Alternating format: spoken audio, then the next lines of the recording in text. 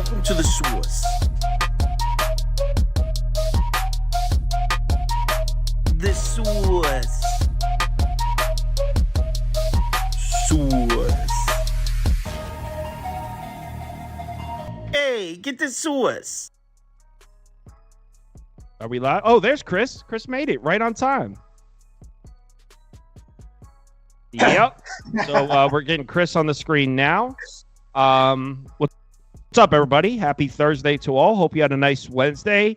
I had a green day on the website. I went 3-2. I did place a sixth bet on the side in the Discord that lost. So my personal bets went 3-3. But as far as the website goes, 3 straight green days since I came back from Atlantic City. You'll love to see it. So this game, unfortunately, I'm just not following the WNBA that closely. Had I known this game was starting now, probably would have said the start time 12:30, but wasn't on top of it. So we're not going to spend any time on this game. But in case someone wants to place a live bet, Ronald, Chris, which side? If someone wants to place a live bet, what would you tell them? You don't have to go deep into it. It already started. So I would say go ahead, go ahead, Chris. We may be aligned on this, RC, but I think Cal, we talked about Commissioner Cup the other day. This is the Lynx first game after Commissioner Cup. They won. It was popping bottles. Only 1 day of rest here. The Wings have been the worst team in the WNBA over the last week. They've lost 10 straight games in a row. But I would look towards them just because I think it's a hangover type game. I know that the Lynx have been really, really great, but if the Lynx go up 10, 15 points and I can get a plus. The line is 9.5. I can get a plus 15, then I'll take the Wings in this spot because I do think they can, they're gonna continue to fight in my opinion. Whereas the Lynx, I think they could be a little drunk in this one, celebrating that Commissioner's Cup victory as a dog against the Liberty. What do you think, RC? I was actually thinking the opposite. And I know what you're talking about with the whole hangover thing, but just with how terrible the Wings defense has been.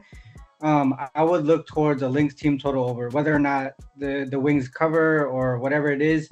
I know the Wings defense just gives it up. Also, these two teams, the past 6 times they faced each other, they've gone over the total. And I think 4 of the last 5, the Lynx have gone over the 86.5 or whatever the team total is too. So I would actually look towards the Lynx team total over. And also, we know that the Wings play a higher pace in the second half. Because they're always losing in the first half. They're always trying to play catch up, and that actually gives opportunities for their opponents to score more as well. Okay. So let's go ahead and move on to a game that hasn't started yet that people are able to bet. And we're looking at the Connecticut Sun on the road in Washington. 10-6-1. Oh, wait. Are those against the spread numbers right? Connecticut 7-9, Washington 10-6-1. That sounds I about thought right. Connecticut was good against the spread. Oh, no. Okay, so Minnesota's good against the spread. Connecticut wins, but it's actually bad against the spread. That's right. So, yeah, is 10.5 too many points here? I took the 11. I took plus 11 this morning. There's a couple of reasons why.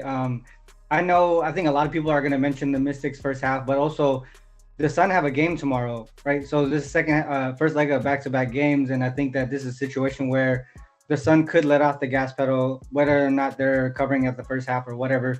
And Mystics, I know their schedule has been a little bit easier as far as who they've been facing, but they've been playing a lot better, both offensively and defensively. And we know the Sun, as good as they are defensively, they're not an efficient offensive team, regardless of who they've been playing. So they really get a lot of their points off turnovers and second chance opportunities. So the Mystics really just have to focus on those 2 things to be able to stay within such a big number. And like I said, with the Sun being on the first leg of back-to-back games, I just feel like 11 was a little bit too much. And they could, obviously, Sun should win this game. It's just a matter of, are they going to cover the number? I think the back door is going to be open for the Mystics late in this game. Who does Connecticut have tomorrow? I just pulled it up. So they play Atlanta at home. So not only do they have a back-to-back game, but they travel as well. Yeah. So, Chris, do you agree, Washington? Yep, Washington would be it for me as well. So the Sun are coming off 2 pretty bad losses. They went to the West Coast, got smoked by the Aces, got smoked by Seattle, and they have been, people kind of pulling their card. Like, are they a really good team, or can they just continue to beat up on the bad teams? Because their losses so far have come to the Storm, the Aces, and the Liberty. So, Washington being we can call them a bottom feeder, but, RC pointed out a lot of good points. When I was looking into the game as well, The Mystics have a bunch of veterans. That's the first thing I think that comes into play. So they're not just going to lay down and roll over for anybody. Looking at them offensively, defensively, and net rating, they've been really, really good over the last 5 games as well. And you're not asking them to win. You just ask them to keep it within the number. So with the second leg of a back-to-back, like you said, tomorrow, Kyle, I'm only looking towards Washington as a home dog in this spot. I like the 10.5. So you guys are telling me to take the Mystics money line is what you're saying. Absolutely in not. A cryptic way. No. We're saying that Connecticut is coming off 2 losses, so they're gonna be motivated. Maybe even the Connecticut first quarter, like they could come out. They should be super motivated. Remember, this was a team that only had 1 loss going into that road trip on the West Coast, and now they have 3 losses because they lost back-to-back games. So I do think they'll be motivated. Washington also dealing with the injury bug that continues to plague them. So yeah, I'm not saying money line at all. Fine. Yeah, not money line. Not the money line. It's Thursday. It's a light MLB slate, so I'm down to clown, man. I'm ready to go. First half. So here's one thing too. Look, the first half under for both of these teams have been really solid, especially the Sun. 12-4 to the under in the first half on the season, and if you focus in on their team total, they're actually 12-3-1 to their first half team total under. So that's, and then listen to this. Mystics opponents on the first half of when they're the home dog, 6-0-1 to their team total under. So they're limiting opponents in that first half. So this is what I'm going to do. I'm going to write this down. Washington Mystics first half money line plus 310. I knew what else what you were going to say. I didn't want to interrupt, but I knew this. Y'all, it's a sharp look there. Sharp. Let's move on to that. For those of you that are new to the show, I don't know shit about WNBA. So this thanks for putting it up. Prop Beaver, Washington Mystics first half money line plus 310. Now let's see what else is on the board, though. I know that Angel Reese is getting a couple dozen points here at home. Was their last game the game against the Fever where they came back and won? That was a cool game. Angel Reese went off too. Mm-hmm. So. Personally, I don't know why Caitlin Clark passed the ball. She had Cardosa on the outside. Go to the basket. I mean, to put the ball on the floor. I didn't understand the play there, but Chicago Sky got the win, the upset win. Here they are at home catching 11. Is that too many? I mean, the Aces 5-9 against the number. Go ahead, RC. Yeah, I mean, you could say it's too many, but at the same time, we haven't seen the Aces at full strength for a long period of time yet. So they've been putting things together. They've gotten a couple big wins with Chelsea Gray back in the lineup, and this layoff here could actually make them even better. And Kyle, I think a few shows ago when I was on here, I talked about putting a live future bet on the Aces prior to Chelsea Gray coming back because that number was going to move and shift. I think it was at like plus 140, 150 or some shit like that. But and I think now it's probably a lot worse. But I think the Aces are gonna close this season out really, really strong here. I can see why people could say this could cover, but at the same time, the Aces could just smash the shit out of these guys. These like the Chicago could just. I just feel like they're gonna make a statement because seeing them come into after this break at like what's the record now? 8-6. 8-6. This is something that they're not used to, and they're gonna make a statement going into the playoffs. And I think it starts now. And they've already made a couple statement games against Connecticut and against the Storm with Chelsea Gray back. So I think that this could be a game where they could win by a huge margin. Okay, so Aces minus the points. Chris, are you in agreement of that? Yes, and I'll go a totally different route than RC. I'll go with styles make fights. And the the Aces are a team that can score really at all 3 levels. Like they have Asia Wilson, to score in the paint. And even though, Chicago is like they're a pretty lengthy team. Of course, they don't have Elizabeth Williams who starts at center for them, but they do have Cardosa, they do have Angel Reese. But I think it's going to be a Asia Wilson masterclass today. She got 2 rookies in the post. I think that works in their favor. Also, Chicago really struggles to score the basketball unless they're getting turnovers or unless they're getting offensive rebounds. And the Aces defense has been, I think they're number 1 in rebounding over the last 5 games. So the rebounding has been a whole lot better. So if Chicago's not getting rebounds, they also don't turn the ball over a lot. Like they, especially having Chelsea Gray back now, like they just got elite playmakers. I think if I'm playing the game, like RC said, the back door could be open. He likes them to, to cover. I like the first half. It's -6. I think they're winning by double digits at the end of the first half in this game. This line opened at 8 and it's been bet up to 11. So we getting, you're getting the worst of the number right now if you do want the aces. But I also like Angel Reese to go under as well here, Cal. Under on her points prop. Sitting at 14.5, and a lot of it is because of what I just said. She is a really great rebounder. She actually leads the WNBA offensive rebound, and she's averaging over 4 per game.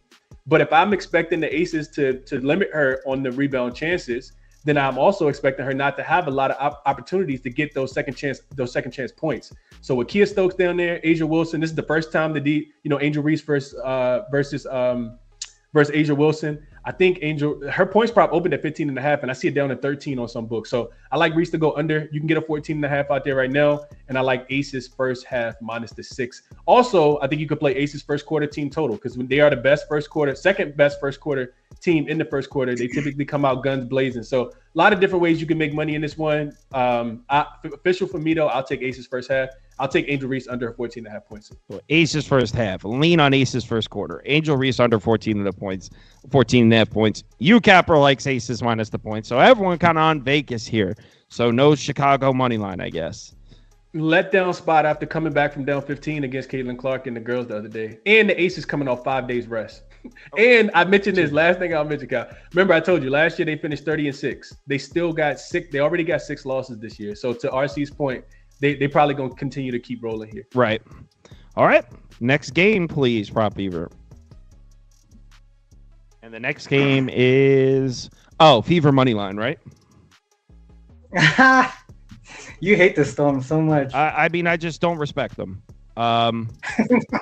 So first glance, Fever money line. What's it currently trading at? Plus 350, plus 335, plus 360. Looks like it's going to be my best look. But I mean, I guess Caitlin Clark, the whole world's probably going to be betting that, right? Are the Fever live? Are the Fever live? No, the Fever are not live in my opinion, and I don't think the whole world's gonna be betting that. This one opened at 7, and it's getting pushed the other way. This is not getting pushed towards. So you'll be on your own. Caitlin Clark / fade this. Well, I should say fade the Seattle Storm / Caitlin Clark Allen if you were to go that way. Seattle's been really good at home. Kyle, and they starting the longest homestand of any team in the WNBA this season. I think it's the longest in WNBA history. You can fact check me on that, but I want to say it's like 9 games in a row, 7 games in a row. This is only game number 2. These two teams did play earlier this season. It was when Skylar Diggins-Smith was just kind of getting reacclimated after taking all of last season off because of maternity leave. I want to say she went like 1 for 10. And they only won the game by 2 points. So they were struggling in that spot. I don't think that they're struggling in this spot. And I think we see some regression from the Indiana Fever. The Indiana Fever have played 5 games. And I was on them in those games. I was on them in a lot of those games. Their last 5 games, though, have come against some of the bottom feeders of the WNBA. They played the Atlanta Dream twice. They played the Chicago Sky twice. And they played the Washington Mystics. Now they're actually playing up against one of the better defenses. Seattle's number 3, I think, in defensive rating over the last 5 games. And it's the way that they play basketball. The Fever play basketball. They like to get the ball to Caitlin Clark, let her run a lot of pick and roll. She's dumping the ball down to Leah Boston, who's coming off Eastern Conference Player of the Week. But now she's in a really bad matchup against Ezzie Magmagor. And also NECA should eat in this game. You think Angel Reese had a big game against them in their last game? Wait till you see what Nneka Ogwumike can do, who's way more skilled and polished than Nalissa Smith is in that last game. So yeah, I like Seattle early in this game. You can get a 5.5 right now. You can get some 6s as well in the first half. First quarter team total over is something that trends well when Seattle does win and cover. So you can get the first quarter team total. I think it's 21.5, 22.5. I like that look a lot as well. I just think Indiana's going to take a slide back after playing against a much more competitive defense and offense in this game. So I think Indiana struggles to score, and I like Seattle to score. So I'll take first half for Seattle, and I'll also take Seattle first quarter team total over in this spot. Seattle first half. Okay. Yeah, I took the Seattle Storm team total over and on the spread there at -8. Another way I I see what you're saying with that first half, Chris, and I think I might. There's one thing that I just saw. The Fever are 6-1 to their team total under in the first half on the road as a dog in this situation. So when they're seeing these top tier teams, they're really struggling offensively early, but they pick it up in the second half because they're playing from behind, right? So that's the reason why they end up getting up and over their team total, because when a top tier team is like up by a double digit margin or whatever it is, they kind of give it up or let out the gas pedal in the second half. So I could see Fever really struggling in the first half. So I might get there with you on that. But as far as like the team total over and the Storm on the spread, I think it's really a couple of things. The Storm are going to bounce back offensively after they just scored 72 against the Sun. They just faced a couple of really top tier teams, and their offensive numbers kind of look down, and you can see the opposite for the Fever. They played a lot of weaker teams, and that's why a lot of their efficiency numbers look a lot better than they should be. But I think that the Fever continue to be one of the worst defensive teams in the league. They play the Storm play with pace. We see a bounce back effort offensively. I looked at the Storm at home. They're averaging 87.8 points per game. The Fever on the road are average.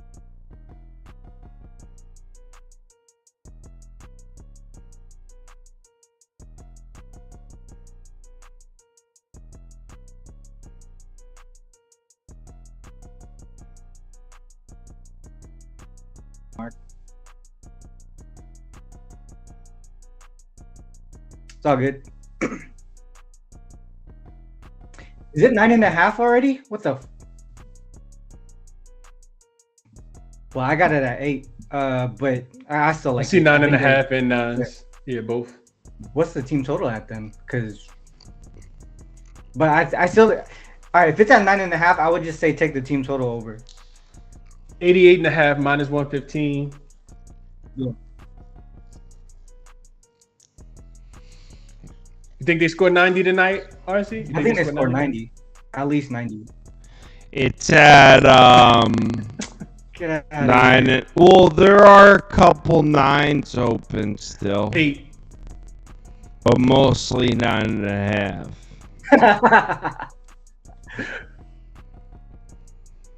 I think you guys are overestimating Seattle, man. Lakes are already up 10, by the way. actually, it's 8. Best of luck, guys. Best All of luck right, to the community. so, Appreciate you having me on, Kyle, clear as out the always. pics so they can see their Twitter names. Make sure you give these guys a follow. YouCapper Sports and Crispy Cappin with 2 N's. Both these guys have their own YouTube channels. They put out their own daily content. Appreciate them taking the time to come on. Yeah, let's get into some scene.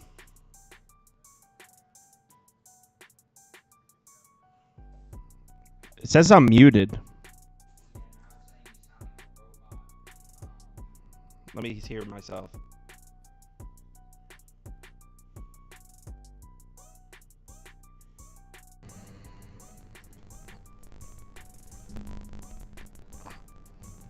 Maybe that'll fix it. I could hear you on the show. Same. Maybe that'll fix it.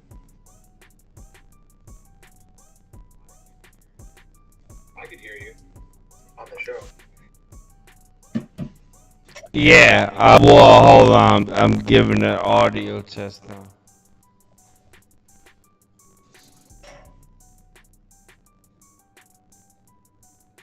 What the heck? Why am I like slow motion? That's so weird. What? How is that possible? Why? What is going on with this?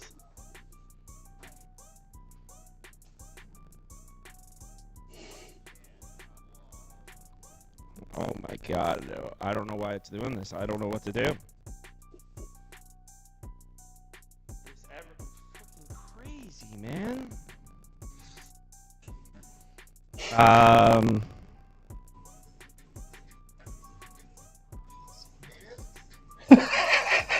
Hold on. Did you read the AI thing, Matt? Let me check. Wait, no, Noise I didn't. cancellation. I turned it off. says Maybe the that was AI doing to something. describe the conversation says Kyle is very drunk and slurring his words.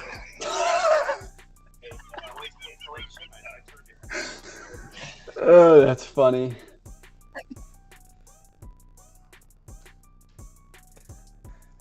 Yeah, it's something. But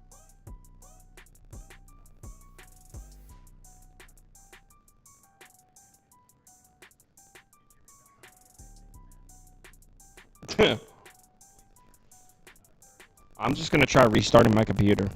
I really don't know what else to do. I don't understand.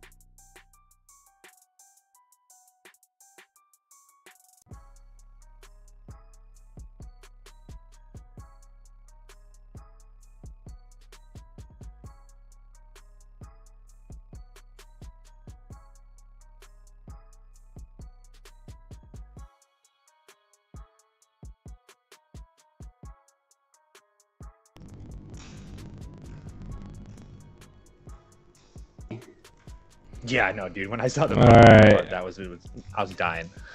blame the prop viewer Yeah. the whole time. Yeah.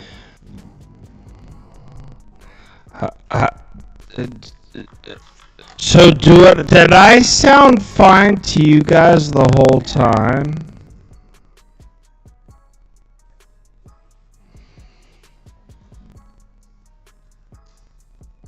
Let's go, Minnesota.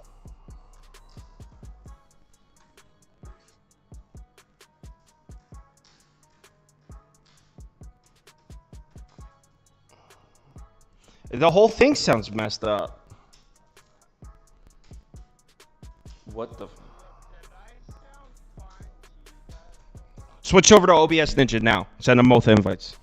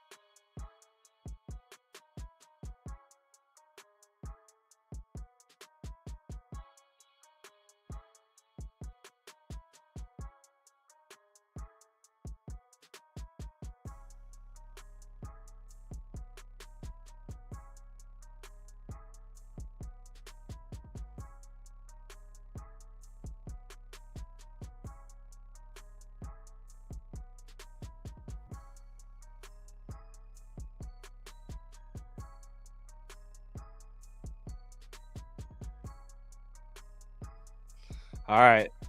So at least I'm back on the screen. Hold on, we're getting everybody on now. Can you? Yeah, he's got to mute his mic.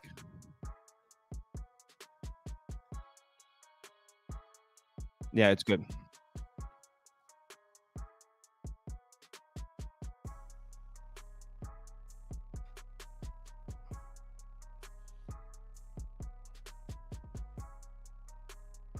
We still have 4 minutes. I'm still echoing.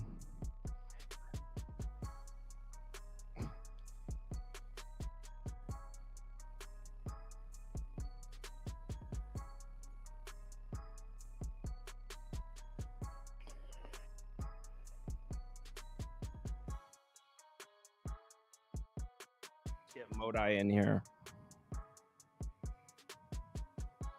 Take your mic out of the broadcast.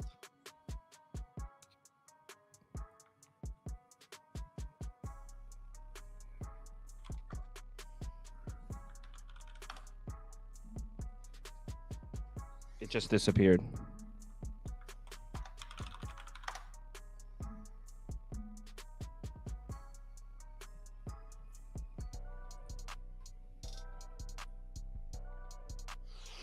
Testing. I think we're good.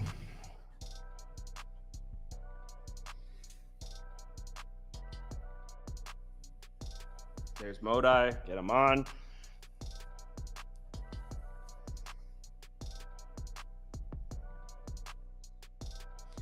No, I mean, they fucking...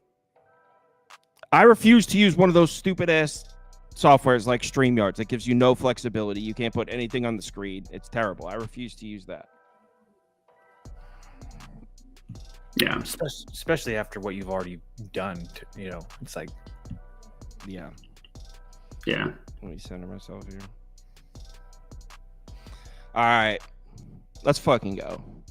128. First game out. Twins, Diamondbacks. Are we all up and running? I think we're good. Testing. Yes. I think we're good. Let's roll. Well, he's talking about an old part of the video. They can hear me. Yes.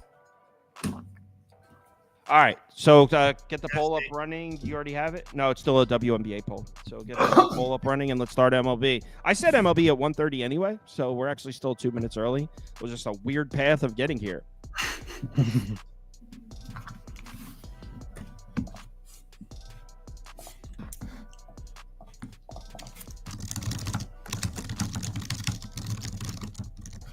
Oh, Modi's typing, bro. I forgot to mute myself before I started typing. If it makes you feel any better, I wish I could type like that. What, with a sledgehammer? Just like you two type. You guys type so fast compared to me, and I'm like, My mic is right next to my keyboard. That's probably the issue. I should probably switch that setup a little bit. All right, it's 129. Let's start, and we're starting with a game that I didn't bet. I've been told that Festa's one of Minnesota's top pitching prospects. Obviously, I don't know anything about him. I do think it's possible that Montgomery pitches well. He pitched pretty well last game, but as a whole, Montgomery's been really shaky the last month and a half or so. A lot of moving pieces in this game, so I have no bet on this one. So I'm not even going to waste your time talking about it. I don't have a bet either. I really, really wanted to play Arizona just because we're getting the Twins in the day, which is usually a time that one of the spots that we like to fade the Twins just in general. Festa is one of their higher prospects. I don't know what to expect from him just because of how well Arizona's hit right-handed pitching. Now, last night, obviously they weren't necessarily as dominant versus right-handed pitching, but at the same time, if you take away the bats, Jordan Montgomery, his last two starts is finally starting to maybe look like Jordan Montgomery that we thought he would. Obviously a good start against the White Sox, I get that, but then on the road at Philadelphia, 6 innings, 5 hits, 2 runs, that's pretty impressive. So I do think that this is going to be a very cheap price on the Diamondbacks if you can assume that Jordan Montgomery pitches well. I want to see it one more time before I start laying juice with him, but there's no way for me that I would be on Minnesota here today. I just think that there's too many questions. I felt like yesterday I got pretty damn lucky with 8 runs or whatever it was in the first 5 with my first 5 team total. I have a hard time expecting the Twins duplicate that today against the lefty and Jordan Montgomery. So it'd be Arizona or pass for me. Like I said, I didn't bet it just because I'm just not in a spot where I feel like I want to lay minus 130, minus 120 with Arizona. So maybe if it was closer to even money, I might get there. Maybe if Montgomery gives up something early, you can look live or whatever. But I do think Arizona wins. But again, I'm not going to bet it. Neither bullpen is like super taxed either, I don't think. So from what I remember. So at the same time, Minnesota's good to go. Everything's fine. So I lean Arizona, but again, I'm not laying juice with it. So it is what it is. Modai, you got any dongs? I was really close to taking Correa to hit one. I ended up just taking his total bases. That's my official play, is Correa over 1.5 total bases. It's plus 104 at Bet Rivers. I also did ladder it up to 4, so if he hits a dong, I would get the bonus for that. If you're interested, you could get the Diamondbacks at minus 104. So I think they've been the price has been coming down for them. Yeah, that's on FanDuel. I guess I don't know what books you even use in Alaska. I use them all because I have somebody do the bets for me. Oh, yeah. Got a proxy. Gotcha. Yeah. So anyways, my official play is the Carlos Correa over 1.5 total bases. Even so, he has been better in his last 2 starts. Looking at Jordan Montgomery, like he's not getting annihilated every time he goes out there like he did at the beginning of the year. But I isolated it to his past 5 starts. So obviously that doesn't include the last 2. And that Phillies one, like they're so hit or miss recently with their injuries and stuff that they're not like raking like they were at the beginning of the year. But his last 5 starts, 501 FIP, 487 xFIP, 474 Sierra. And Sierra specifically looks at like the quality of the batted balls and play and stuff, and like swings and misses and stuff. So 474 is not good. And he's allowing a 323 average, 1.85 whip in his last 5 starts as well. And Correa isn't having like an MVP season, but he's not terrible. 306 average, 370 WOBA. And he's much better against lefties, which is really the biggest thing here. ISO rate all the way up to 27.1%. ISO rate against lefties, that's like a dong could be a good play for him. 576 slugging, 949 OPS, 395 WOBA, all against lefties. Friends at Ballpark Pal have him as a plus 10, their biggest advantage in favor of the batter, which in this case is Correa. So plus money to get 2 bases, I think is pretty good. And then I put a quarter unit or half unit on 3+ and a quarter unit on 4+. Just again, if he hits a dong, we'll climb that full ladder. But I did this is official play that I did lock in myself. Yeah, he had 3 hits last night. He was killing the game. I was thinking of you kind of because I was going to pick Miranda to hit a dong, and his first at bat he hit like a bases clearing triple or something like that. And I was that would hurt. Yeah, that would hurt. So a Carlos Correa ladder. That's what you're starting us out with. All right. Yeah. What's wrong with that? Oh no, I didn't mean it in a condescending way. I'm seeing the Diamondbacks number is way different than I thought it was. I'm going to look at the splits really quick. I'll let you guys know. I'm probably going to jump in on the Diamondbacks at 105, just for the record. But anyway. I don't like it. I want to see the splits. We'll see. Cubs up on the next one, though. Wait till Prop Beaver gets the poll up. Give me my goddamn Cubs money line graphic. Cubs are going to win this game. Shout out Birdsong. Shout out Bay Area. And I hate to say it, because he was pitching so well early in the season, but Jordan Hicks is a fade, man. He's been really, really bad. Yeah. He's got an ERA. I mean, we're talking like his last 5 starts. I think he's got an ERA close to 6, a whip close to 180. Jordan Hicks has been really bad. To get this at a pick'em when the Giants bullpen is pretty taxed, probably going to be without Duvall and Tyler Rogers. They both pitched back-to-back nights, so the Giants bullpen missing their top 2 arms. I don't trust Jordan Hicks. Imanaga, look, we've seen him look vulnerable here and there, but as a whole, he's been a pretty solid lefty starter. If Imanaga just puts together a quality start, the Cubs should win this game. So I got it at minus 108. I'm on the Cubbies, and it pains me to do it because the Cubs are disgusting, a disgusting organization. But I am on the Cubs. Wow, such anger. I thought you were talking about a Philly team at first. No, the Cubs are just so foul. At least the Phillies win. They might be scumbags, but at least they win games. Thank you for the compliment. The Phillies are just glancing in the rearview mirror right now, and they see it coming. I saw the meme. I saw that tweet last night. Yeah. They know what's coming. There's a grimace in the rearview mirror, and it's getting closer and closer. Oh, shout out Grimace, man. Modai, what are your thoughts on the Cubbies? So initially, I actually was leaning the other way because I wanted to fade Imanaga. I actually settled on the first half over. It's not a graphic I sent over, so you don't have a graphic for that. I decided on that after I sent it to you. It's fading both starting pitchers. Imanaga was unhittable for his first, 7 whatever starts. His last 5.41 FIP, 4.43 xFIP, 4.21 Sierra. Now, granted, in 2 of his 5 starts, he got absolutely rocked. 7 runs to the Brewers, 10 runs to the Mets, which I guess what are you supposed to do against Gritty? I guess we can't hold that against him. And he did have good starts in between them. So he has shown the ability to bounce back, but he just hasn't been the same pitcher that he was at the beginning of the year. And if you look at his entire season, no splits here, 10% barrel rate, that's the 7th worst in the MLB. And then specifically launch angle of 18.9 degrees, that's the 6th worst launch angle. I didn't end up going with official dong on this one. I put Helio Ramos in like an 8-person round robin that I put like $5 on just because I think he's got the best opportunity. But the Giants can hit lefties, 6th best WRC plus against lefties over the last 2 weeks, 6th best WOBA, 4th best WRAA, 6th best ISO. And then, like you said about Jordan Hicks, basically copy and paste Imanaga. Last 5 starts, he's been terrible. So yeah, the first half over is my favorite play for this one. First 5 over. I would lean that way also, by the way. I was considering an over at 7.5 here, so I'm on board with that. Toast, by the way, your guys, the bad guys, on a little bit of a heater. 7 in a row for the Stros. Well, you bailed on your own squad. So are you going to come back and say sorry, Astros? Look, it's going to be a big topic. We decided to push plate coverage a couple days. We're going to do a big episode on Monday. We're going to talk about the Astros. They're going to be one of them. They're not dead yet. Commish has officially declared them dead. They are not. I think they're dead. Commish also said Pablo Lopez is an all-star. This is true. I tend to believe that the Astros are dead, but we'll talk about that later. This game, man. It's a pass regardless for me. I'm not going to bet this. It'd be Giants Blow first 5 backbone, dude. You know what the right side is. I don't, though. I feel like I do, but I don't. And I'll explain why. Giants first 5 money line or pass for me. I don't mind an over either. Plus 100 on that Giants first 5 money line. First of all, I understand that Jordan Hicks hasn't looked good. I'm not trying to argue that. But the one start that he did look good, who did he face? The Cubs in Wrigley.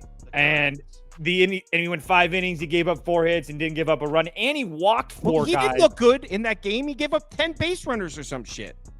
And he walked 4 guys, which that's going to be the issue with Jordan Hicks. So my issue is that you can look bad like Jordan Hicks kind of did in Chicago, and the Cubs are so damn bad, they're still not scoring runs. So, look at last night. The run that they scored to make it 3-2, Pete Crow Armstrong scores from first on a single to left field. If you're counting on that to score runs, Chicago Cubs fans, more power to you. I just don't see it. And then, oh, by the way, the Giants versus left-handed pitching, really not that bad at all.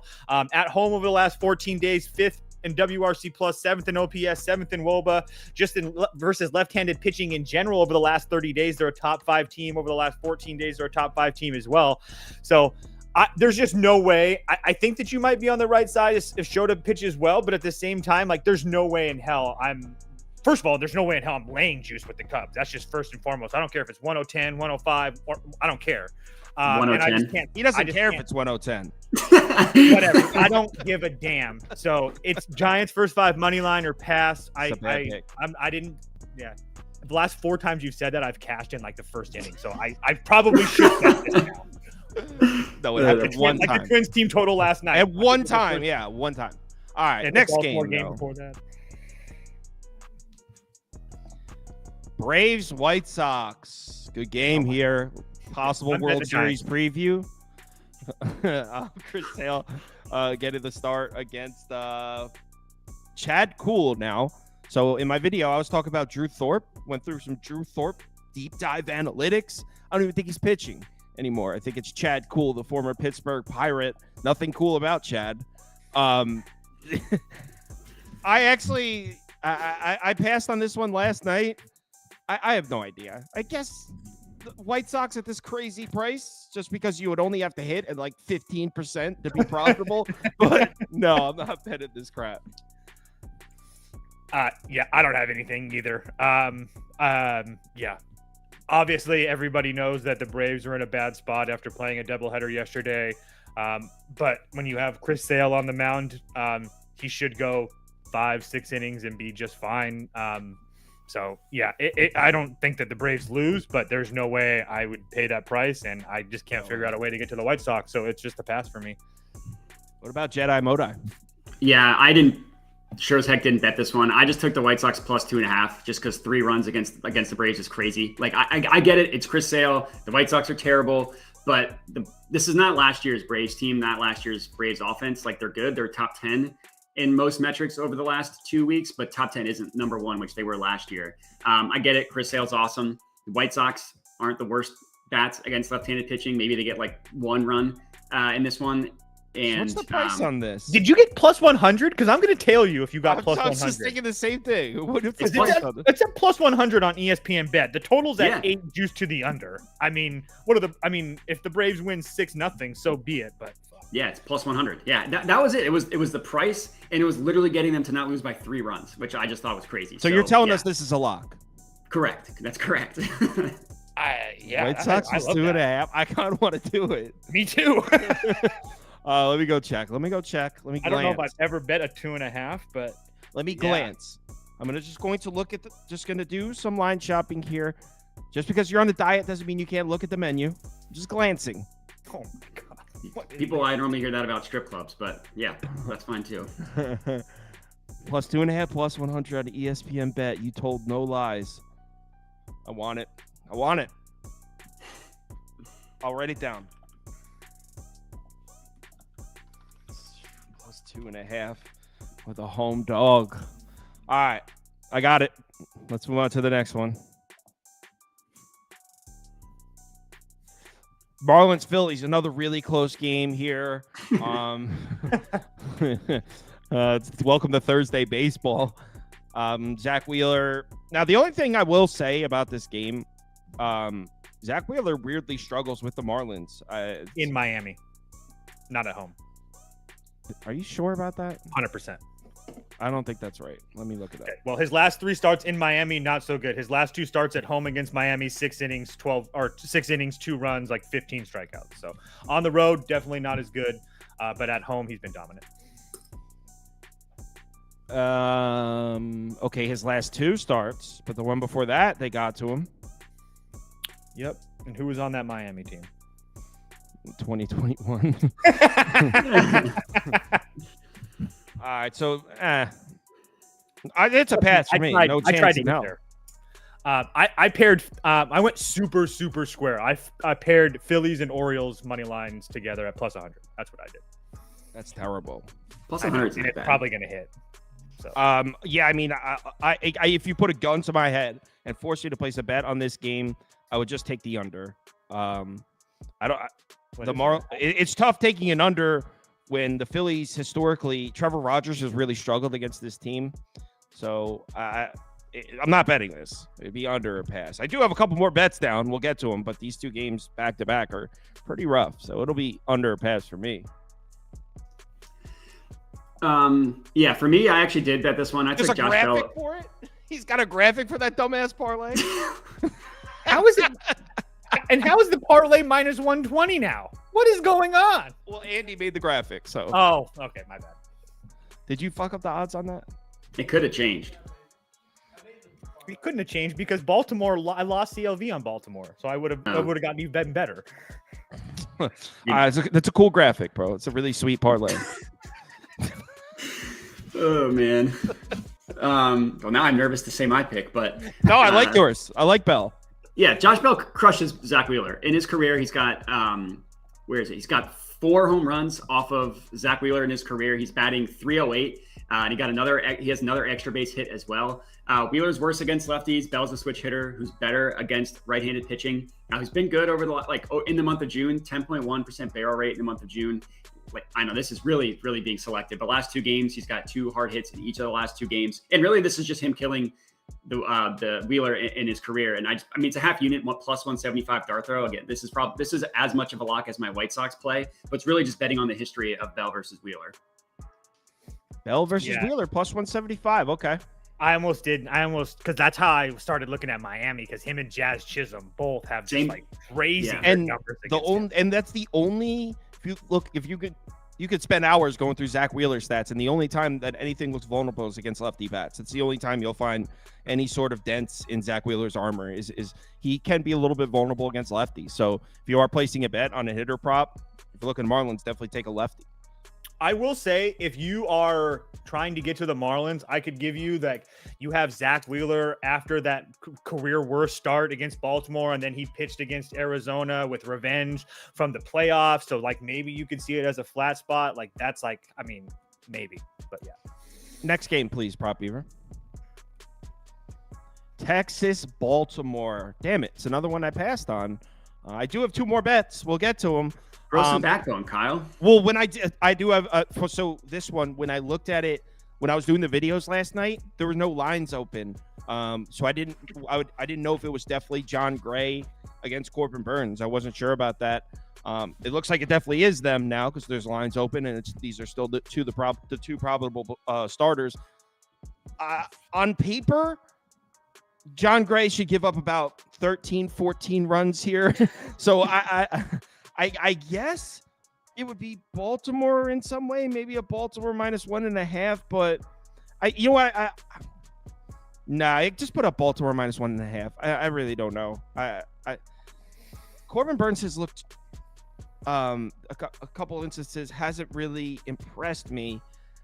So it's Baltimore -1.5 for pass. I'm not going to talk about it. I didn't bet the game. Let's get to the 1-on-1 side bet on. Sorry. I thought you were literally going to the next game like you didn't care. No. I still want to hear what you guys. My bad. My bad. Like I said, I did the parlay.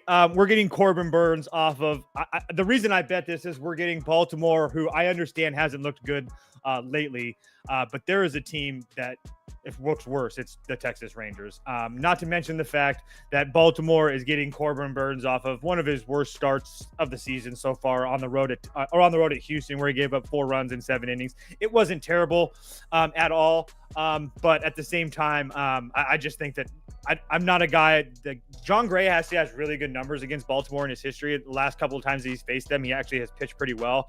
But at the same time, I don't know. I would lean under as well because I don't really. It's not. How do I say this? I'm not trying to fade John Gray. Like I don't have this idea that like John Gray's that. I mean, just look at his numbers. I mean, he's not pitching terrible. Thank you. He's not pitching terrible. I mean, he had that blow up against the Mets, but previous to that, he had been essentially lights out. So he's not going deep into games. What do you mean? What? Show me where he hasn't been. Show me.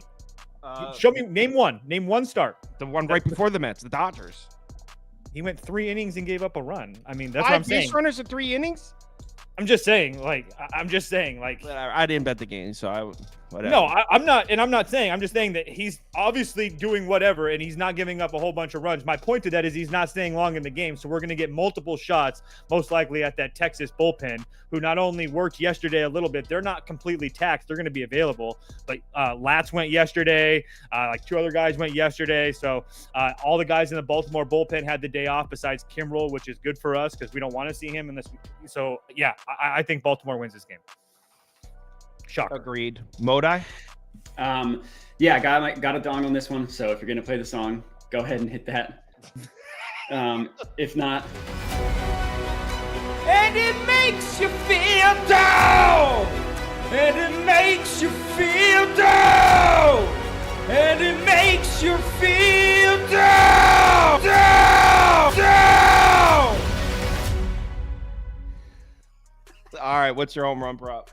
it's Ryan O'Hearn to hit a home run. So I got it at plus 525. I think it actually might have gone up. I forgot. I meant to check that before.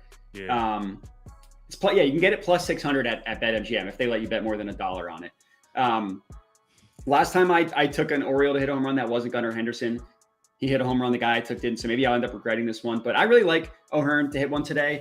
He did hit one yesterday, but like we've seen a ton of dudes hit home runs that you wouldn't think of like a normal home run guy. Hit him in back-to-back games.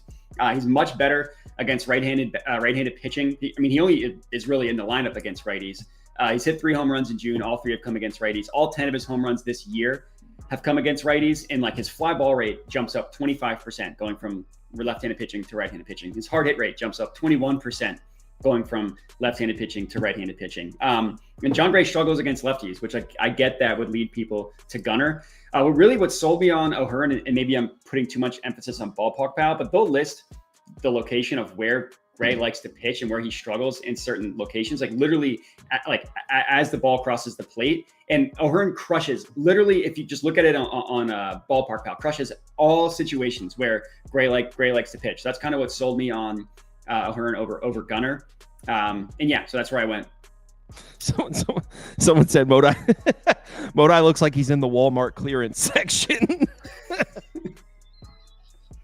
Hey, if these were on Walmart clearance, I would have triple the Funko I'm with Pops. you. Yo, everybody in our Discord was on Ryan O'Hearn last night, so he came through for us huge. And Santander the day before. So the Orioles home run props have been treating us extremely well. All right, next game, please. Yanks, Jays. Interesting one here. All right, so hear me out. I think eventually, maybe not tonight, we're going to get a really nice spot to buy low on Jose Berrios. Because if you look at his game logs, dude has been through the gauntlet. I think it's at Milwaukee, Cleveland twice, and Baltimore. Those are his last 4 starts. I mean, yeah, his numbers look a little shaky. So would basically every righty starter in baseball if they had those 4 starts in a row. Especially Cleveland back-to-back. Cleveland back-to-back is insane if you're a righty starter.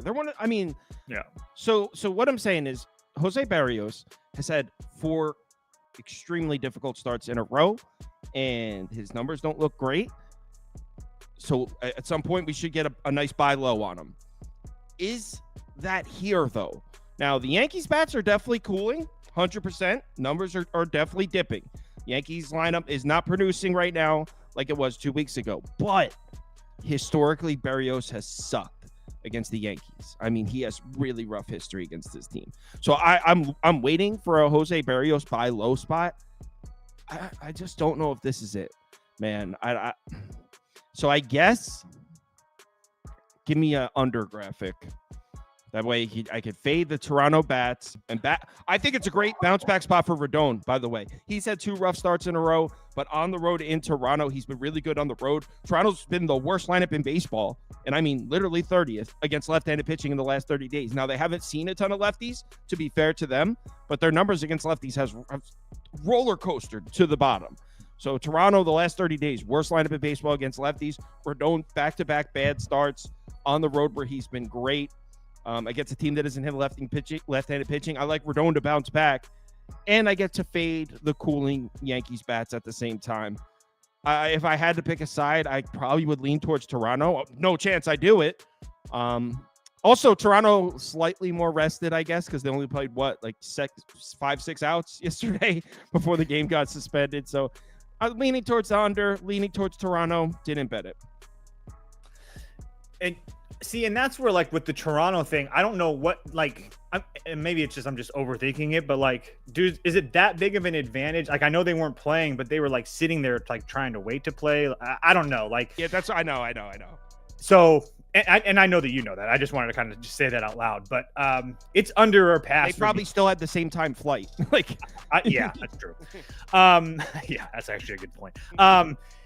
Yeah, it's under or past for me. The fact that the under 8.5 is at plus 100 on some books kind of scares me. But I agree. I think that both pitchers can kind of pitch well here. I understand that Rodon didn't pitch well his last time in Toronto earlier this year. He went 4 innings, gave up 5 hits and 3 runs. He walked 4 guys. But he's walked 5 guys his last couple starts. I just have a hard time believing that he's going to do that again here today. His previous 5 starts before those last 2 ones that I talked about, he was definitely didn't have a walk situation. He walked a couple guys against the Padres, but besides that, he's usually not giving out a whole bunch of free runners. So the previous start against Toronto before that, he only walked 1 guy. So, and then as far as Berrios goes, another guy that I like Kyle said, I do think that he pitches better than what we've seen. I mean, at Milwaukee, what do we know about Milwaukee? Not only do they play really well at home, they hit much better at home as well. Same thing with Cleveland. He faced Cleveland back-to-back times, and obviously Baltimore before that. So it's like top 5 teams in Major League Baseball hitting right-handed pitching. So I understand the Yankees are good, that the Yankees are not that. So I would lean under first 5, under 4.5, under 8.5, however you want. That's my lean. I'm not going to bet it. I'm just going to sit back and enjoy them. What about Matthew? Yeah, Matthew has 2 dongs in this one. The 2 of the chalkiest home run picks that you'll ever see. Aaron Judge and Judge Soto. 100%. Judge Soto. Yeah, 100%. Scott just got an erection. Well, the thing with Judge, and maybe this is the book showing their hand, but like they've been pricing him below 200, literally at like plus 185 to hit a home run. You can get him at plus 240 at BetMGM. And I think that like maybe it's because the books are respecting Berrios. Doesn't he look have at like crazy numbers in Toronto too? I don't know about the in Toronto, but I know that he has crazy numbers against Jose Berrios. He has 24 at bats. He's hitting 292 with 3 home runs and a double. Last year, he had 2 home runs, and that one double also came last year against him in like I think 7 or 8 plate appearances. And I don't need to tell anybody how good Juan Soto or Aaron Judge is at hitting home runs. He's got like the best numbers in the MLB across any category you can look at. And then for Soto, he has 6 plate appearances against Jose Berrios. He was walked 5 times. So if you want to walk prop, shout out Prop Beaver, take Soto over walks. The one at bat that he had against him where he didn't get walked, he hit a home run. So he's 1 for 1 with 1 home run against Berrios. And Berrios generally is worse against left-handed hitters as well. He's given up 17 home runs this year. 11 of them have come against left-handed hitters. Fly ball rate jumps up to 43.9%, up from 32.4. That would be the 15th highest fly ball rate. I went with Soto and Judge. It's about as square as you can get, but sometimes square hits. Yeah, I knew it. Really quickly, Sauce, I just want to jump in there. Aaron Judge, I think the only other place in his career he has more plate appearances than Toronto is Boston. And Aaron Judge in 208 plate appearances in Toronto, 18 home runs. He's 1-dotting it up into Toronto center. So yeah, he does very, very well up in Toronto. So Angel Hernandez in the comments said, how can y'all bet an under when the Yankees can hit that themselves? Here are the Yankees' recent games, the runs they've scored. 4, 3, 4, 5, 5, 1, 8, 1, 7, 2. So they've only scored 5 or more runs in 3 of their last 10 games. The Yankees are not hitting like you think they are anymore. In the last 14 days, I believe they're a bottom 10 lineup or close to it.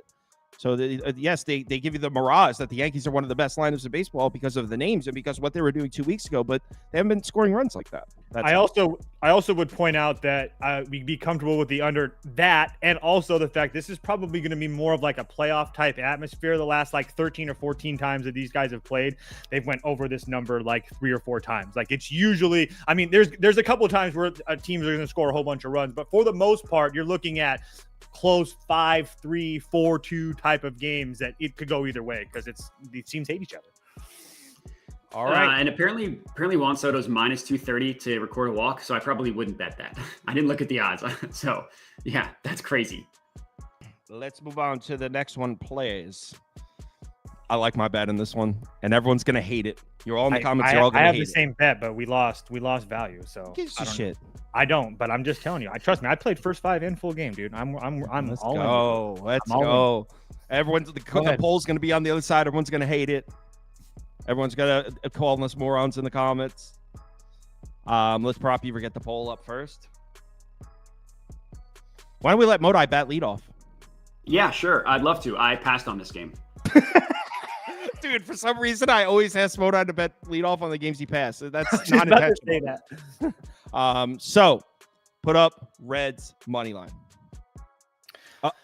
So I'm on the Reds. I got it at plus 115. So as Toast said, moved a few cents in the other direction. Not worried about it. I like the spot for the Reds. Just an ultimate buy low spot. This Reds team just lost back-to-back games against the Pirates. If there's the whole world is bailed on Cincinnati. This team sucks, and I get it for good reason. Now they come into St. Louis, a team that people are regarding in a little bit of a higher standard because they just had back-to-back good series against the Giants and the Braves. I think they won 4 of the last 5 of the last 6, something like that. Cardinals have been winning games. They've been scoring runs. This team just played a doubleheader. They used every single arm in the bullpen, and I'm not saying most of them, every single one. They used their entire bullpen yesterday, the Cardinals. Now, here come the Reds with Andrew Abbott on the mound, and that's the key. Andrew Abbott is on the mound, and I'm not even a big Abbott guy. But what arm does he throw with? His left arm. And if you split the Cardinals hitting numbers up from righty and lefty splits, they go from a top 5, top 10 lineup in the last couple of weeks to a bottom 5 lineup. The Cardinals have been terrible against left-handed pitching this week, and they haven't seen money lefties recently. So righty-lefty splits at times when they see a bunch of consecutive right-handed arms, people kind of forget. And they kind of, in their head, they have the Cardinals lineup like, oh, Cardinals are hitting. And that's true. Haven't seen any lefties. So here comes Abbott in. By the way, Abbott struggled against this lineup earlier in the season, too. So I like him to bounce back and do a better job. I think Abbott's going to pitch well. On the other side, you got Michaelis. And look, Michaelis has been great this year, for real. But this Reds lineup all year, and I can't explain it. I don't know why. They are a bottom 5 lineup at home in Great American. But in the last 30 days on the road, they're actually 5th and 6th. Like 5th in OPS, 6th in WRC plus or something like that. This Reds lineup has been much better on the road. So everyone has sold on the Reds. Everyone's like, this team sucks. The public was on the Reds back-to-back games against the Pirates. Everyone took L's with the Reds on back-to-back days. They're all like, this team sucks. The Cardinals are hot. Flooding over to the St. Louis side. Perfect time to take a plus money shot against a team that just played a doubleheader that has a tax bullpen. And here's the way I look at it. The Cardinals bullpen, I mean, they used every single arm. A few of them will be available, but in my opinion, the Cardinals do not have the bullpen to win 2 games. So even if I lose this Reds bet here, the Cardinals bullpen should be so fucked tomorrow that should be able to get my money back and more at plus money again tomorrow. So I like my spot with the Reds here. Cincinnati up. As you can see, I'm on both of them. Let's just see what you've already said that. Bottom third offenses versus lefties. Andrew Abbott, pretty good against lefty bats, pretty bad against righty bats. Only 4 righty bats in that Cardinals lineup. What else do I want to touch on? Cardinals, let's see. Oh, Miles Michaelis. 4 of the last 5 times he's seen this Reds team's given up 3 runs or more at home or away. Doesn't really matter. The only time that he's actually faced Cincinnati and pitched well against them was in Cincinnati. And then for Andrew Abbott, it's the exact opposite. Gets lit up at home against St. Louis, but his one start last year in St. Louis, he went 5 2/3 innings and didn't give up a run. So last but not least, it's just a spot in general. Not only do you have the Cards playing a doubleheader yesterday, but I just love the spot for teams in Major League Baseball in general after they look like crap on a homestand and betting them that first game out. I know if you've watched me, you've heard me say that many times. This is just a spot in general I like. So the fact that I know that the Cardinals might be a little bit tired and they can't hit lefties, I love this spot for the Reds. Let's do it. And by the way, the poll, 53%, 37% red. So the community's with us. It's not overwhelming, but our viewership are with us on the Reds. Let's go. We're a Reds program today. Really quickly, the detail that St. Louis bullpen. Helsley, who's their best pitcher and leads the league in saves, has worked 3 of the last 4 days. Kittredge has worked yesterday. Jojo Romero, who's I would say he's better than Kittredge, is worked 3 of the last 4 days as well. And then Matthew Liberatore, the guy that they kind of use in long relief, he went 85 pitches yesterday. So it's just really, really bleak in there as far as the Cardinals go late in the game. So 2 bets on the Reds and 1 pass. Next game. Cleveland, Kansas City. Do you want to bat leadoff, Modi, or are you scared of this one as well? I'm terrified of this one. No, I do have a play. I have Ben Lively under 3.5 strikeouts. Really? I normally don't. He's gone over in 10 of 12 starts. That's the part that you guys are talking about. And I normally don't put a ton of emphasis on home road splits, but I do think that it applies to the Royals in a lot of ways. 3rd worst offense on the road, 11th best offense at home. Their strikeout rate drops 5% on the road versus at home. They have the lowest home strikeout rate in the MLB. And if you look at the last 30 days at home, they have the 5th lowest strikeout rate in the MLB as well. And then Ben Lively, 24th lowest strikeout rate, 21.4%. 13th lowest swinging strike rate, 8.6%. 14th lowest called strike plus whiff rate at 26%. I get it. He's gone over in 10 of 12 starts. So the fact that the books are pricing it at 3.5 with the under slightly juiced makes me think that they know what they're doing. I get that this one is scary when you just look at his hit percentage, but I thought the under was pretty good. I was reacting to just fading Ben Lively. Me too. I don't know anything about his strikeouts. To be honest, so there was a couple comments that came in from my video last night, like, bro, love the video. It just hammered Cleveland, because in the video, when I was going through the numbers, it's very overwhelmingly Cleveland. I mean, the Royals you could put up Cleveland money line for me. The Royals have the worst lineup in baseball in the last 14 days. And it's not a joke. It's not exaggerated. They're literally dead last in all 3 major metrics. Same thing against right-handed pitching. We're talking about the coldest lineup in baseball right now. in this series against the Marlins. I took the under, Marlins money line, under. Literally faded the Royals bats 3 times and was successful 3 times. This is the coldest lineup in baseball. Here we are in a pick'em against Cleveland. What? I mean, I know Michael Wacha's having a pretty good season, but he struggled when he's seen good lineups. He's pitched against a lot of bad lineups, which might have his numbers skewed a bit. Cleveland's been top 5 against right-handed pitching all season. They've been top 5 on the road all season. Now, if you're wondering, after all that I just said, by the way, Cleveland got to rest all their bullpen arms because in that Baltimore series, the Cleveland bullpen was a situation. They didn't have to use any of their guys yesterday. They lost that game. They're definitely still taxed, but they all had a day off. So if you're wondering, after saying all of that, how I'm not absolutely hammering Cleveland, how it's actually one of my smaller bets, I don't really like the spot for them coming off the Baltimore series, flying into Kansas City without a day off. On paper, if you take out the spot, if you take out the travel aspect of it, on paper, this should be Cleveland all the way. And I did bet Cleveland, but I didn't absolutely hammer it because I don't like the spot. If there was a day off in there, this would be a full unit bet for sure. But I don't love the spot. So I did bet Cleveland, but it's one of my smaller bets. I can't really add much, guys. I'm going to continue to fade this Royals team as much as I possibly can. They're 3-7 their last 10. I think they got extremely lucky yesterday to win. I mean, they were down 1-0 in the 8th, and they scored 5 runs on the Miami bullpen, which hasn't been terrible, but it is with Miami, and it was a bullpen blow up. But Ben Lively's pitched extremely well for Cleveland this year. He did have one bad start on the road in Toronto, but besides that, he's been pretty damn good for them, and he's also started a lot on the road, so I don't really worry about him on the road.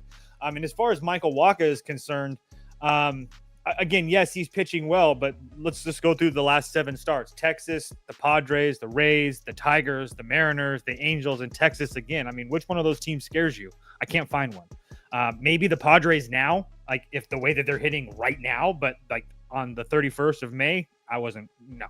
So again, it's just a spot where there's just way too cheap for Cleveland. I don't really worry about the spot. The price was the only thing that weirded me out. So maybe it's just a combination of both. But yeah, I still bet 0.85 units on it. So I'm all in with Cleveland. Well, not all in, but yeah. Let's do it. Cleveland up. I would imagine. Let me look at the poll. I would imagine, 73% Cleveland. So everyone's going to be betting the Guardians here. If you're taking Cleveland, you're going to be on the heavy public side. Not saying don't do it, but it's definitely not the best feeling to know the sports books clean up if we lose. Especially knowing the line's still like 115. Yeah, and they barely even moved the line. I'm on Cleveland. Let's do it. Next up. Oakland. That's not next. Go click fast forward 2. What the heck? So just pull up the Oakland one. I was going to say, I don't think that game is tonight. No, the next game is Tigers Angels. I mean, it's all right. We could just talk about Tigers Angels, even though the things. Yeah, we'll talk about Tigers Angels. Andy was probably eating mushrooms again, making the graphics. So Tigers Angels is what we're talking about. So put the poll up so they can see what game we're talking about. And my thoughts on this game are, now, I don't know who Davis Daniel is, but I would imagine he's a prospect, right? 27 years old. Mm-hmm. So tell me this. Why is this total 8.5? Because Davis Daniel could shove tonight. Yeah, I'm saying it should be 7.5. Oh. Jack Flaherty's been borderline unhittable. No, yeah, he has been. So Jack Flaherty's on the mound for Detroit against the Angels lineup. Obviously, we expect Jack Flaherty to throw a gem because he always does. Why is this total 8.5? Where are all those runs coming from? Are we expecting Davis Daniel to just get lit up by the Tigers? Are we crazy? Are we talking about the same Tigers lineup? It has to be under here, right? I'm going to be on the Angels personally, but I don't hate your Tigers bet. I don't hate your under at all. But I will be on. I'm going to be lighting that halo up tonight, boys. What about a Tigers team total under? Yeah, that's fine with me too. Tigers team total under. So for me, excuse me, Davis Daniel, younger guy, as far as Major League Baseball is concerned, but did have 3 starts last year: Cleveland, Minnesota, Oakland, and didn't look terrible in any of those. I think he had like a 2.2 ERA or something like that. Again, I don't put too much stock into that. He pitched like 12 or 13 innings, gave up 3 runs, walked 9, struck out 9. I just, first of all, I think that this Angels team is playing out of their mind right now. I understand they swept Oakland, but they also took a game from the Dodgers previous to that as well. I mean, they've won 4 of their last 5 games. And I understand that Jack Flaherty has been lights out on the road at Boston, on the road at Texas, on the road at Houston, against the White Sox. He's not giving up any runs. But LA has been, LA absolutely throttled Jack Flaherty last year. And I understand that they're not the same baseball team. I get that. But you have guys like Ward, Theus, and Renfrigo, all probably are licking their chops to get a little bit off of Jack Flaherty.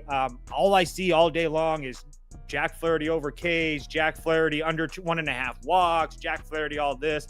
I actually think that the Angels win this game. And I truly think they hold all the advantages here. I think they have the hotter lineup. They have a rested bullpen. They didn't have to travel at all. Detroit had to travel. So obviously there's a huge starting pitching advantage for Detroit. But I honestly think that's the only thing that's really there. And with the way that the bats are for Anaheim, I actually think that it kind of swings towards Anaheim. So I understand everybody's going to be on Detroit, but I'm pretty damn comfortable with my Angels plus 130 bet. I agree with like 80% of what you just said. It just seems that I think you're underestimating how good Jack Flaherty's been and how he's fully capable of throwing 7 shutout innings in this. I think it could be 1-1 in the 7th inning and I win on a walk-off. Like I'm really not worried about this. If the Tigers bats score 4 runs and I lose, cool. I'm all right. I don't want to bet this. Lodi, what are your thoughts? Yeah, well, I guess I'm one of those square people. I have Flaherty A+ strikeouts. It's a half unit play plus 150 is what I got it at. He's awesome. Like him winning Cy Young is plus 2,000. I think is crazy. Not that this is a future. I think that's worth a dart like I don't know, $5 on it or something. He's got the 4th best expected ERA, the best FIP, the best Sierra. His ERA is only 2.92, but it seems like he's gotten unlucky to even have that good of a that ERA. He's got the 3rd best strikeout rate in the MLB, only behind Crochet and Glass now. 9th best swinging strike rate, the best called strike plus whiff rate. 8 strikeouts is a lot. He's done it in half of his starts, 7 of 14. So like the fact that, I mean, obviously there's more that goes into it, but for like 7 of doing it in half your starts, getting it at plus 150 isn't terrible. And the Angels, they're not like the worst strikeout team in the MLB. They're not the Mariners, what they were at the beginning of the year, but they're middle of the pack. Like last 15 days, last 30 days, the season, they're like pretty squarely in the middle of the pack in terms of strikeouts, like team strikeout rate. And I think average, he could get 8 just because of how good he is. So yeah, a lot of this just because I think Jack Flaherty is awesome. And I think plus 150 is like worth a half unit play on him to get to 8+ strikeouts. Matt, that was very compelling. Thank you. All right, let's talk community parlay. I actually might bet this Detroit team total under, to be honest. Hit the song. Community parlay, the parlay we bet, yeah. Community parlay is for the community. We come unite, making a parlay, yeah. By the way, I just want to clear something up. That tweet I sent out with the prop Ever quote, he didn't actually say that. Oh my God! I sent it out like to be funny. Wasn't funny anymore, is it? Yeah, now people really thought he said that. Yeah, so. I know. Yeah, probably he doesn't even have Twitter right now, so he doesn't even know what I tweeted out that he said. All right, so let's do the community parlay.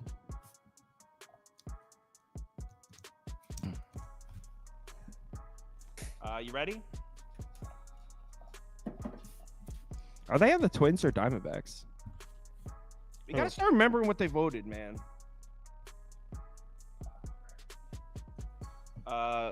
I don't know if they put Twins and Diamondbacks because I don't know which side they voted.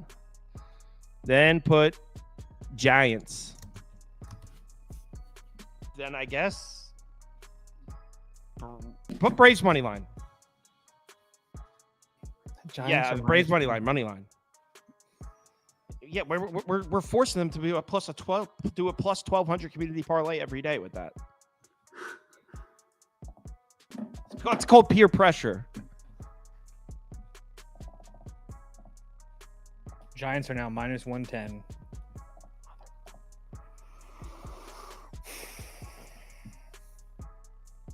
Did you show Proppy for the quote? Yeah, he didn't say that. Matthew, would you like to tell people where they can find your stuff? If you find Matt compelling, Yes. you can find his stuff here. If you find me compelling, I would just go to my Twitter. You see on the screen here at Jedi Modai. I write articles for Newsweek. I post YouTube videos. Anything that you're looking for, you could find on Twitter. So just follow me there. Really compelling stuff. Oh my God. Only if you found me compelling. How are we going to deal with this the next few months for this freaking election? It's going to be terrible. It's like impossible. Like people just cannot resist talking about it. It's crazy. About what? Toast doesn't even know. I was like, what? The election. Oh. It's first and second place, so it's easy. Twins money line, Braves money line. Oh, that's what they were talking about in the. Okay. God, you guys suck. Toast, do you know who's running? No, and I don't care. I know. I know you don't. All right. Next up, let's go Orioles money line. Yankees money line. Reds money line. They're with us on that. And then they probably like they definitely like Cleveland money line. Guardians money line.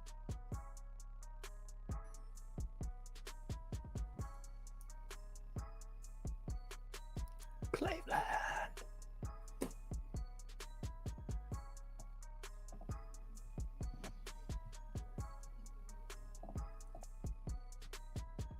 People get angry when they talk about politics.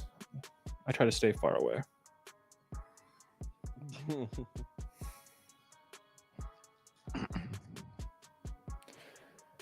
Braves and Twins.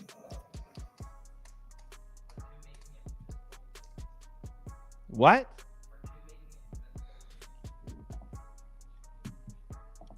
Well, we do have one more game, and they kind of like the Tigers.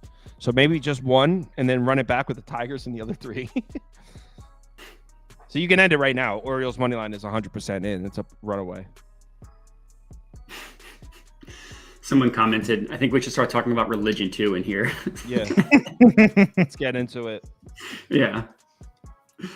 I like Catholicism as a home dog at plus 135. Oh, that's funny. Go ahead, cast your votes. Toast, why have you not dropped another episode of your podcast, by the way? Are you scared? Are you scared of the comments? No, he's been Commission's been really busy with baseball. So we were gonna do it last night. We actually had it all set up and stuff, but there's not like a ton of like great information like to talk about. It's kind of like all general stuff. So on Monday we're gonna do a bigger episode with like futures and MVP markets, rookie of the year markets, all that type of stuff. So yeah. Odds, Modai. He probably doesn't. Twins, Braves, Orioles, Guardians. Twins, Braves, Orioles, Guardians is plus 601 on FanDuel. 601 from the community. Twins money line, Braves money line, Orioles money line, Guardians money line. Now let's run through an underdog pick 'em, and we'll call it. Did yesterday's hit? Yesterday's underdog or community parlay? Underdog. It was actually close to hit. Someone commented and said it had hit, but it hit to. It didn't hit on underdog. Simeon Woods Richardson's fantasy points went over, but on one of the sites they scored differently. He actually stayed under. So somebody had thought it hit, but actually just missed. Let's see a prop Beaver pick today. Imanaga lower than 30. I like Imanaga today. Nice job, Beaver. Hell of a job. You're sharp. That's a bad pick. It's a good pick, Beaver. Jose Barrios lower than. I actually think he can pitch well too. Great pick. Zach Wheeler higher than 44.5. I disagree with all three of these. So yeah, that's Prop Beaver's shitty picks. What's today's? Oh, it's Caitlin Clark. Does that say Caitlin Clark?